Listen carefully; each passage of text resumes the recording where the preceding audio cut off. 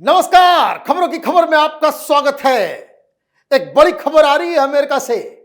Trump administration ने भारत के ऊपर 50% से ज्यादा, मतलब अभी तो 25-25 लगा ही, उसके अलावा सेकेंडरी टैरिफ लगाने की बात वहां से आ रही है कि हिंदुस्तान के ऊपर अभी और भी टैरिफ बढ़ाया जाएगा। और ये बाकायदा प्रेस कॉन्फ्रेंस में यूएस एडमिनिस्ट्रेशन के तरफ से यह धमकी दी गई है, बताया गया है।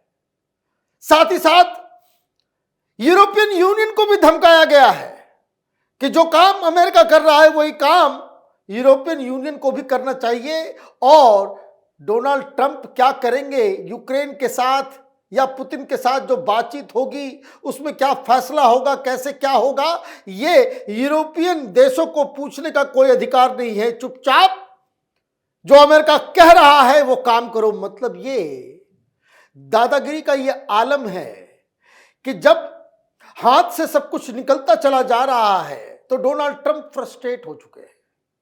हिंदुस्तान से क्यों नाराजगी है उसके ऊपर भी खुलासा करेंगे, क्योंकि एक फॉर्मर डिप्लोमेट ने ये ट्रंप के गुस्से की पूरी गुत्थी सुलझाने की कोशिश की है। और साथ ही साथ एक और बुरी खबर जिससे डोनाल्ड ट्रंप भड़क उठे कि हिंदुस्तान और भारत के बीच अब ट्रेड टॉक्स होने वाले हैं। इतना ही नहीं, खबर तो भारत की तरफ से व्हाइट हाउस जो पहुंच रही है उससे डोनाल्ड ट्रंप का गुस्सा और ज्यादा भड़क रहा है, या यूं कहे कि प्रधानमंत्री मोदी डोनाल्ड ट्रंप को चिढ़ा रहे हैं, भड़काने का काम कर रहे हैं। और इसीलिए डोनाल्ड ट्रंप आए दिन टैरिफ बढ़ाने की बात कर रहे हैं। भारत वही सब कर रहा है जिससे डोनाल्ड ट्रंप को गुस्सा आ रहा है। जैसे विदेश मंत्री रूस जा रहे हैं, चाइना के विदेश मंत्री हिंदुस्तान आ रहे हैं, ब्रिक्स की मीटिंग हो रही है, वहां अमेरिका के खिलाफ कोई ज्वाइंट स्टेटमेंट निकाला जाएगा।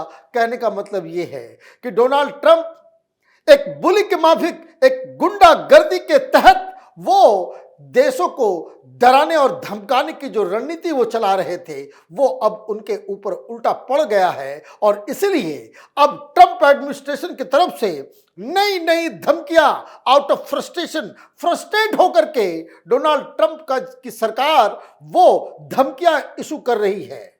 अभी क्या खबर आई? Trump administration has warned that Washington could increase secondary tariffs on India. The decision would depend on the outcome of President Donald Trump's meeting with Russian counterpart Vladimir Putin in Alaska. US Treasury Secretary Scott Bessent said, "We have put secondary tariffs on Indian for buying Russian oil.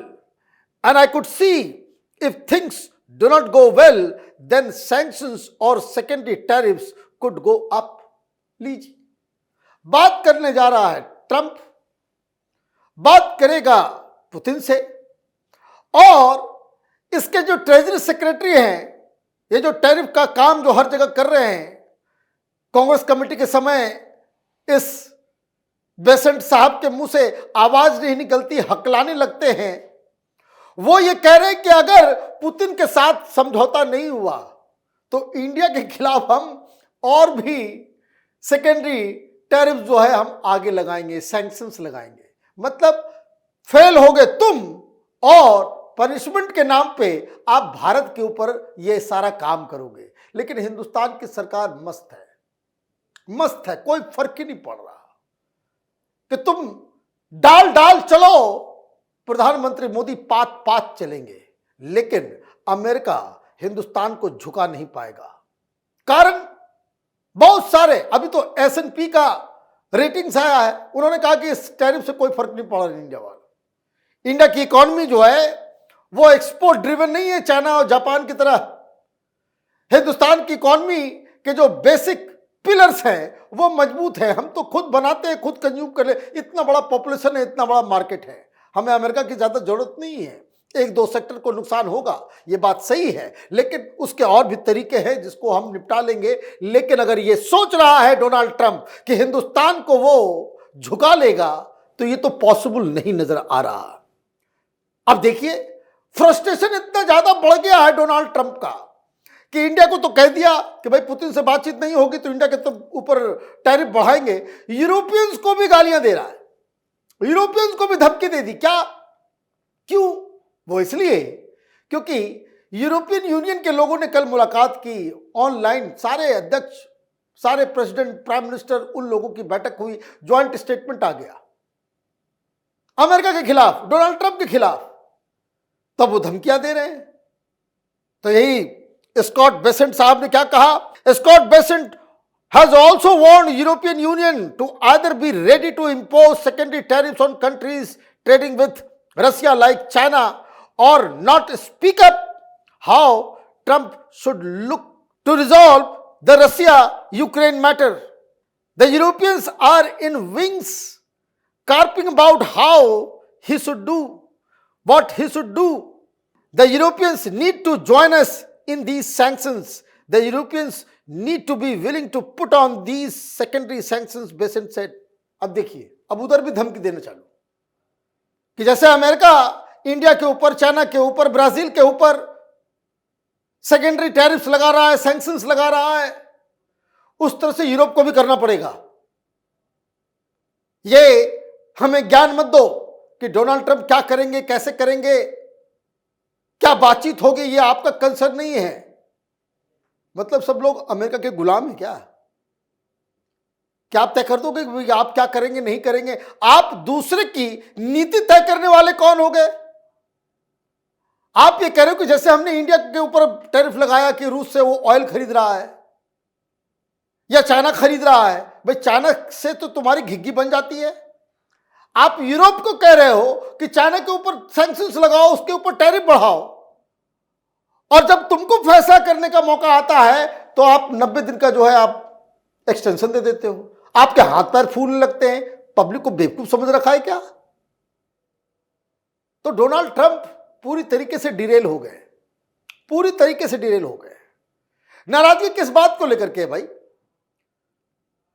तो एक खबर आई और एक बड़े season diplomat है विकास स्वरूप, उन्होंने अपनी बात बताई कि भाई क्या है असली वजह, डोनाल्ड ट्रंप अचानक से हिंदुस्तान से उनको क्यों प्रॉब्लम होने लग गया। Former diplomat and renowned author Vikas Swarup said Trump is not happy with India because we are a member of BRICS and also New Delhi's refusal to give Trump credit for brokering a peace deal with Pakistan.